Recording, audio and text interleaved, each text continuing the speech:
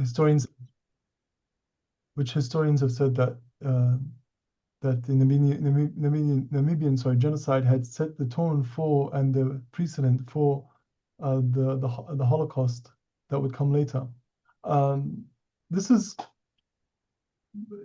reflective of the way Germany is approaching a topic that should have been much more universal and never again should mean never again, but it hasn't turned out that way. And it's not just affecting non-Jews. I mean, many Jews are being affected by this as well.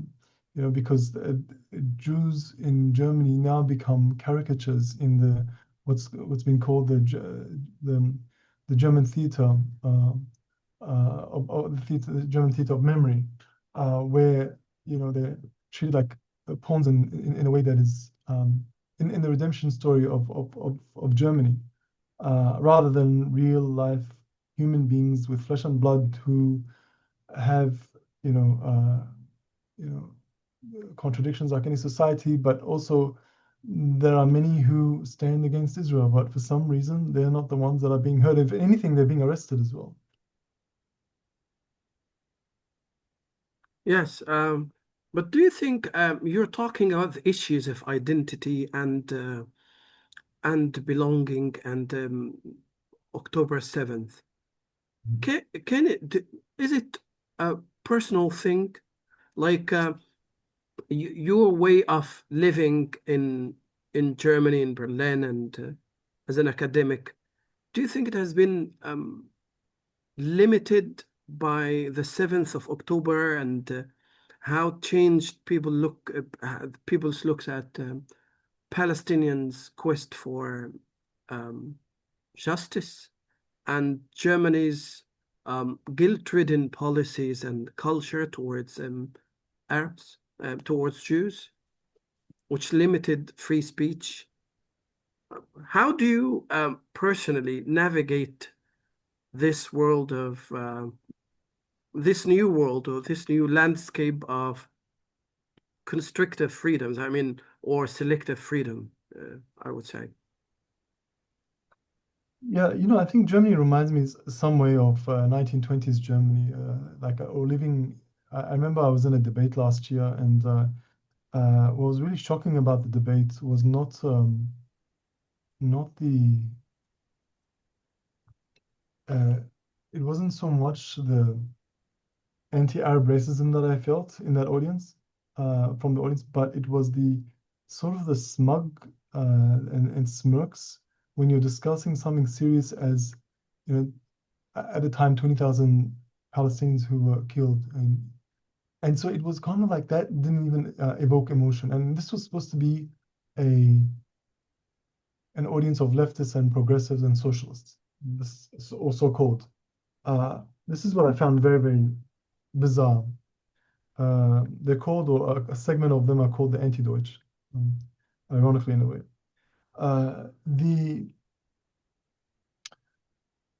In the terms of navigating, it's not a question I could answer because my nationality is I'm an Egyptian Australian, and I live in Berlin part-time. So I visit and out. So I do have that privilege of exit.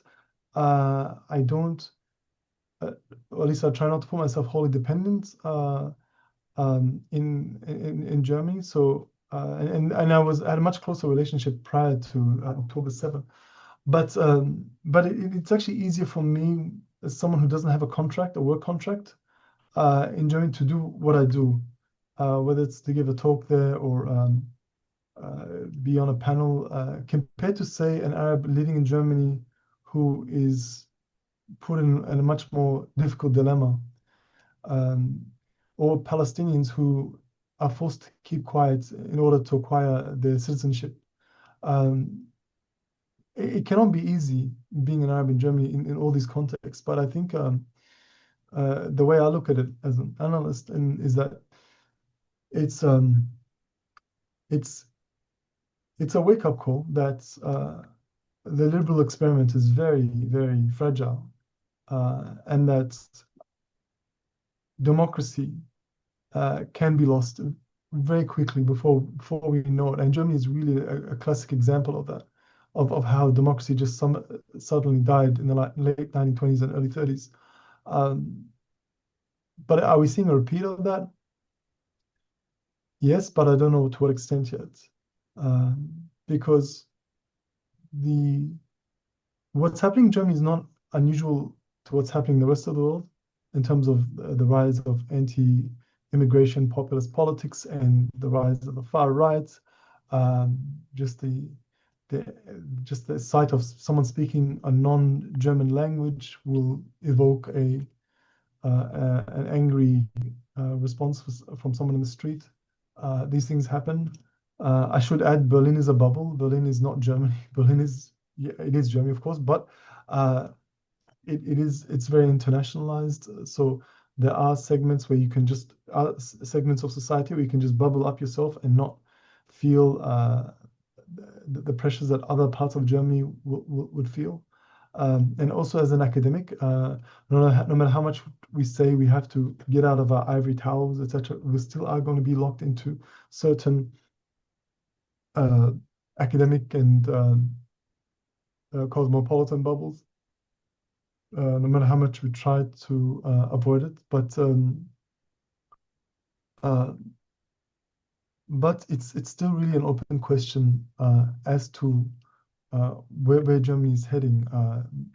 The laws are not helping that are being passed, or the arrests, or the eviction.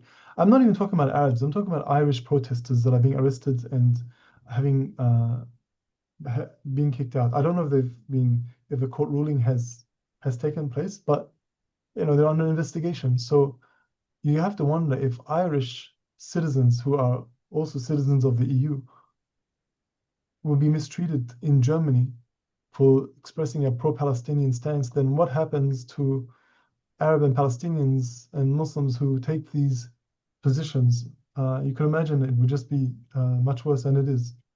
But I would like to stop you here to Mhm. think of parallels.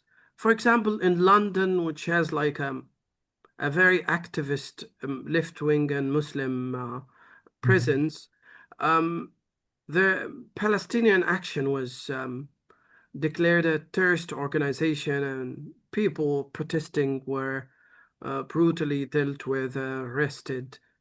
Isn't it, aren't we basically um, putting or incriminating Germany as a special case when it is the case all over Europe, that action in defense of Palestine or free speech and in defense of human rights and against the genocide taking place in Gaza, aren't we basically trying to make distinctions which do not exist, and the whole of Europe, with the Mhm. exception of Ireland, for example, or and Spain, um, all the other European countries have dealt with protests in a very brutal and legal way.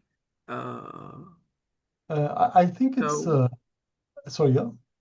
so what do you make of that Okay, no, parallels? Or that's a good question. First of all, there's usually more stronger pushback in the UK compared to Germany. The other thing is, I think from an Arab perspective and an Arab world perspective, and I'm sorry to be reductionist, but I feel that we Arabs just had better expectations of Germany.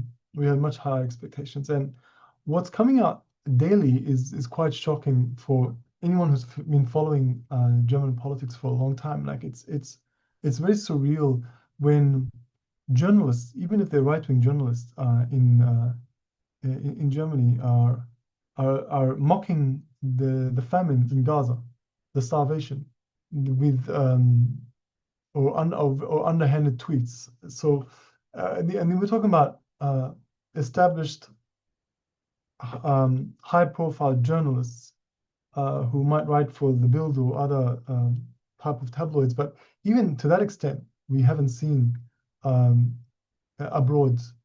We've seen, of course, denial of what's happening, but the mocking of actual starvation is quite is something new, and I think it's just uh, you know the the the German position And what is very unique about it, I think, and strange, is that they're doubling down while other countries are making sort of revisions or um, taking different stances or keeping quiet compared to what they were saying if they were pro-Israel. There's a doubling down in the position where the Palestinian racism just increases in Germany, and the support of Israel just increases. So recently, for example, Berlin established a sister city relationship with Tel Aviv. Now, why would you do that now? Like, what is the message that you're trying to send to establish an open uh, partnership, sister city relationship with Tel Aviv? Why now? So it's almost as if there's a there's a sort of need to spite and to provoke that's coming from certain sectors of the German establishment. Interesting. I open the floor to other people to come up with their idea. We have Maha and Dr. Maha, Dr. Saad Nigm, and others. You can join our conversation if you have any questions.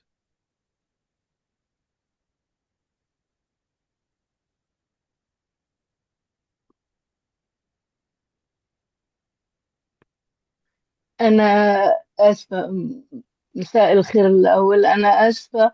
أنا شفت الإعلان عن عن الندوة في صفحة اللغة نسيت المنتدى العالمي للغة العربية، وما عنديش الموضوع لفت نظري بس ما عنديش أي فكرة، وأنا آسفة عن المشاركين وعن المحاضر. وأنا فتحته وهي بعد ما ابتدت، بس أنا يعني أولا impressed قوي بمستوى المحاضر وبالطريقة اللي بيعرض فيها الموضوع، اللي هو طبعا بالنسبة لنا كغرباء يعني essential وكده. بس ما عنديش أي سؤال، يعني مستمتعة بالحوار وأتمنى يكمل يعني. أنا كنت أنا بما إن حضرتك فلسطيني. في لندن على ما هو أنا شايفه، إحنا بنتكلم عن الاحتجاجات في يعني إزاي ألمانيا حدت من الكلام عن فلسطين وكده. فبالنسبة لحضرتك بما إنك في لندن، إيه يعني إحساس إحنا حضرتك؟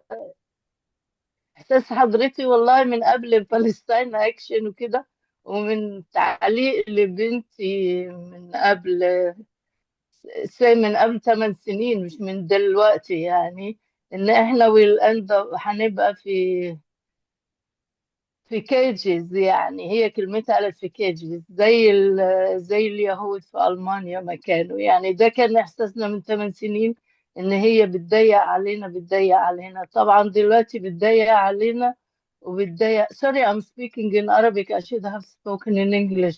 Is it a problem في التسجيل ولا it's There's okay? no problem. You can use either language, Okay. like whichever Okay. one you feel comfortable. No, it's the same. بس أنا الموضوع بيخلينا نتكلم بعربي أقرب من الإنجليزي يعني.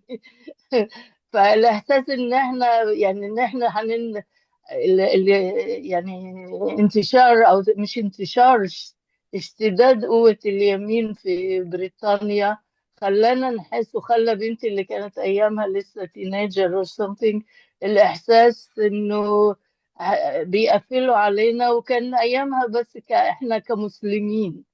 وبعد كده بقى إحساسي زي ما أنا قلت مرة لحد إن إحنا سكران to be a Palestinian، وده كان من 4 سنين.